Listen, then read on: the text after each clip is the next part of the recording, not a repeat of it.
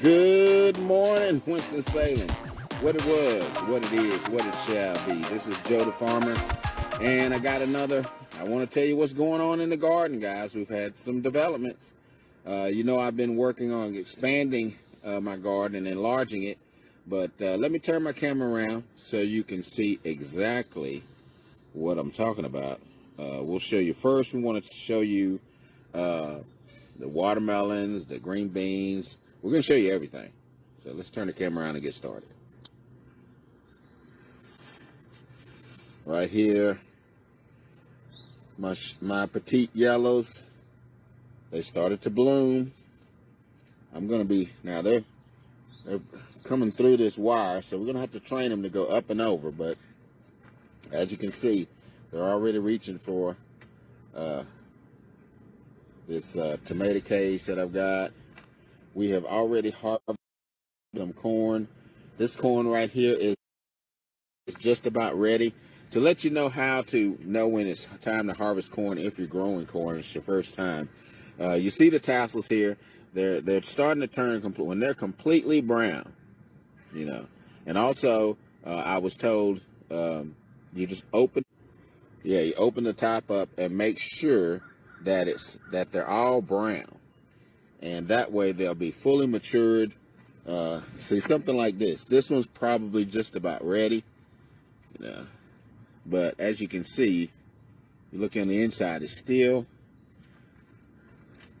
And of course, our squash is continuing. I just pruned these yesterday. They had really overgrown. And our beans, we got beans growing almost everywhere. And one thing I know I'm going to do today, guys, is I'm going to get out here and plow up this field. I've got all these weeds in here. I've been really delinquent. I've let this stuff get overgrown. So we'll be taking the tiller and taking care of those. Again, the sugar babies are growing out, reaching out. But as you can see, I have enlarged this field tremendously because we talked about trying to get a continuous harvest. We plant everything in the spring, and some fruits and vegetables, they'll produce through the summer, or sometimes midsummer they start petering out. So it's in your interest, if you want to have a continuous harvest, is to either, if those plants are not producing fruit or vegetables anymore, then you can take them out and put in something else. Or like I've done, I've enlarged this field, because the goal, guys, is to turn this entire backyard into a field. At some point in time, won't be much grass back here. And of course, the chickens over here, they have fast outgrown these two chicken coops, and we will be getting something much bigger. We will keep these, and we'll add them on, but they are getting super big, and they're fussing and fighting all the time. So I don't know if you can see them. They're over those two yellow ones. They are always upset. But getting back, we got tomatoes growing. These cherry tomatoes, oh my God, they're just popping out everywhere. And my collard greens, we're going to be harvesting some of these collards today. This was the first one. And look how big it is. It's time to harvest this so we can start eating these. More cherry tomatoes. And got to prune this bad boy.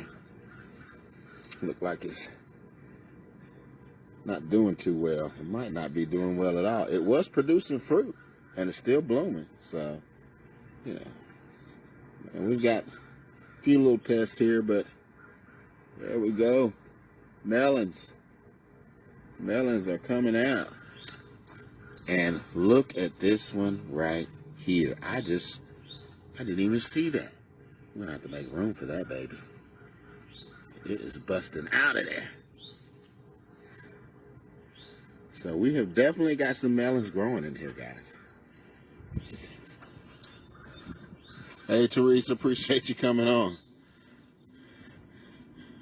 But like I said, as always, I want to encourage you. Let me get that sun out my face. I want to encourage you to start your garden.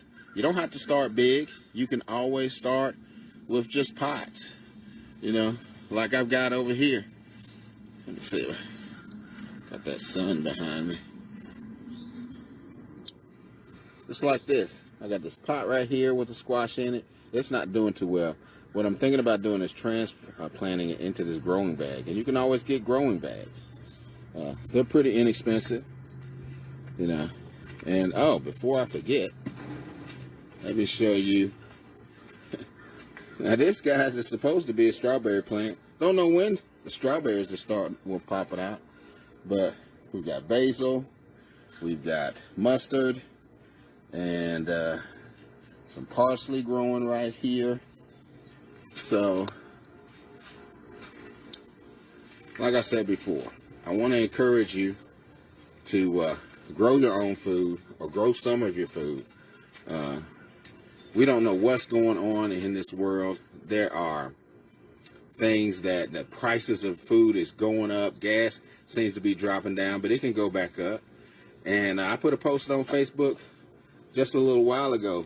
Having a garden is like printing money, you know. So, but one final thing: if you don't want to get out here and toil in the soil, and you want fresh vegetables, then you'll be able to come and pick some up from us, because you know we're growing an overflow. That's one of the things, like with our YouTube channel, Bountiful Harvest. We're trying to have a bountiful harvest. We want to be able to grow quality food, produce, so that we can eat better, and we want other people to eat better. So if you haven't already done so, go on over to the YouTube channel. It's Bountiful Harvest with Joe and Kisa. Make sure you comment, like, and subscribe, because one of our goals is to get to 1,000 subscribers. And I mention this in every video. Make sure you go over there and subscribe. And when we get to 100, we've got a book, 1,001 questions you should ask before you get married. And then at 500 and 1,000, we'll be giving away, I think it's a steamer, and we showed it in one of our videos. So if you have not gone over to the channel, you'll be able to check that out. Meet the Bumbries is the playlist where we talked about what we're going to be giving away. So as always, make sure that you try to change, try to be better. The 3 components to change are: first, you make a decision; second, you make a commitment; and then finally, you become consistent. Because if you're consistent to your commitment, to your decision, you will change. All right, we'll see you in the next video. Later.